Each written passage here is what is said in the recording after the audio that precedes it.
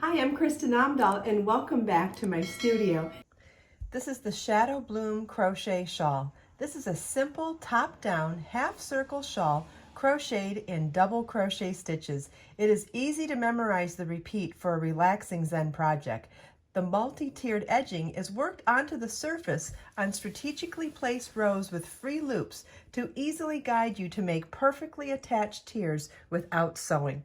You will need 1,420 yards of number 3 DK weight yarn, a J10 or 6mm crochet hook, yarn needle, and scissors. Here I used Biso baby yarn in colorways violet, blush pink, salmon, coral, orchid, periwinkle, indigo, and sugar plum.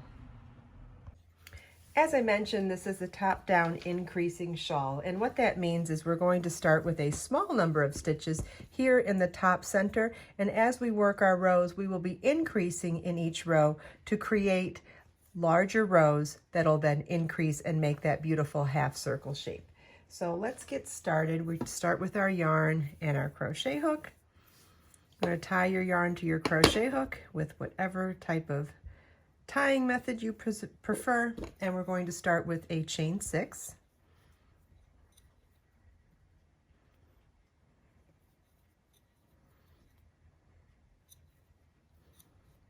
And slip stitch to the 6th chain from your hook to form a ring. Row 1 begins with a chain 3, which counts as a double crochet, and then we're going to work 6 double crochets in the ring. Yarn over your hook, insert your hook in the ring, yarn over, pull up a loop, yarn over, pull through 2, yarn over, pull through 2. Do that again, yarn over, insert your hook in the ring, yarn over, pull up a loop, yarn over, pull through 2, yarn over, pull through 2. We need a total of 7 double crochets in this row. So the chain 3 counts as 1. We did 2 more here, so we need 4 more. And this is what your work should look like at the end of row 1. Row 2 begins with a chain 3. Turn your work and work 1 double crochet in the first stitch. So the chain 3 and the double crochet count as 2 double crochets for that first stitch. And our repeat for row 2 is to work 2 double crochets in each stitch across. So we did 1 double crochet in that stitch, and we'll do a second one in the same stitch, and you want to repeat that all the way across. And this is what your work should look like at the end of row 2. Row 3 begins with a chain 3, which counts as a double crochet. Turn our work, 1 double crochet in the same stitch. So that counts as 2 double crochets in the first stitch, then 1 double crochet in the next stitch. Our repeat for this row is 2 double crochets in the next stitch and 1 double crochet in the next stitch. So it's 2 double crochets in the next stitch and then 1 double crochet in the next stitch. And you want to repeat that all the way across. This is what your work should look like at the end of row 3, and you may also notice that we are increasing by 7 stitches each row. So at the end of row 3, you should have 21 double crochets. Row 4 begins with a chain 3, which counts as a double crochet. Turn your work, work 1 double crochet in the same stitch, so that counts as 2 double crochets in the first stitch, then 1 double crochet in each of the next 2 stitches. So our repeat for this row is 2 double crochets in the next stitch and 1 double crochet each in the next 2 stitches. And you want to repeat that all the way across.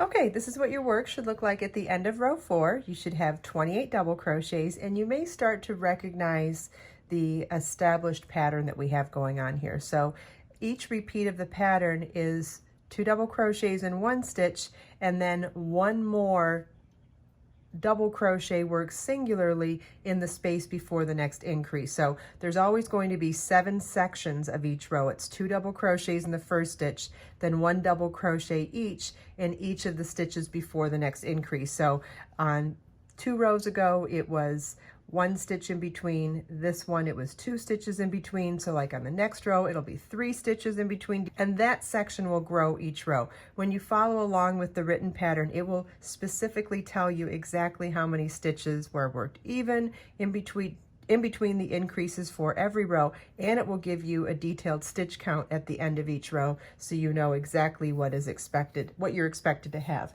But what I want to show you now is the concept of what we're doing, so that if you wanted to do any sort of customization to this project, you absolutely could. So notice we also were working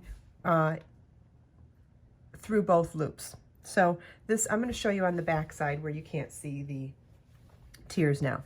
So we work through both loops of the stitches for the first section of the shawl, and then we get to the lower section where the pattern's going to tell you to work in the exact same established pattern with 7 increases per row, but we're going to work through the back loop only on the rest of the rows, and that's so that we have that free loop here along every other row, and that's what we're going to use to crochet right onto the fabric to add the tiers to the shawl. Isn't that wonderful? So that will end up being the guide that you need. Now, why am I showing you this instead of just showing you how to do it? That's because what if you didn't want 7 tiers here? What if you only wanted 3? What if you only wanted 2? What if you wanted to start the edging all the way up? I mean, you could change this in so many different ways just by deciding where you put those, where you start working through the back loop only.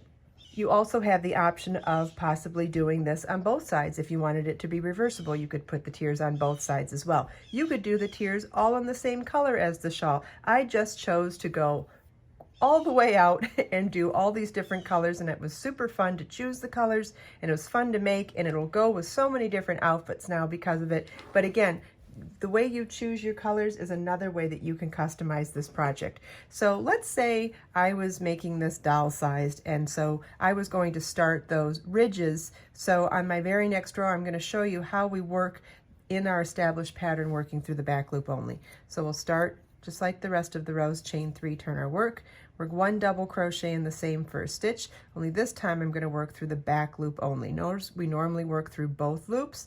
I'm going to only choose the back loop to work my second double crochet. So that counts as 2 double crochets in the first stitch. Then our repeat for this row is 1 double crochet into each of the next 3 stitches, but it'll be in the back loop only.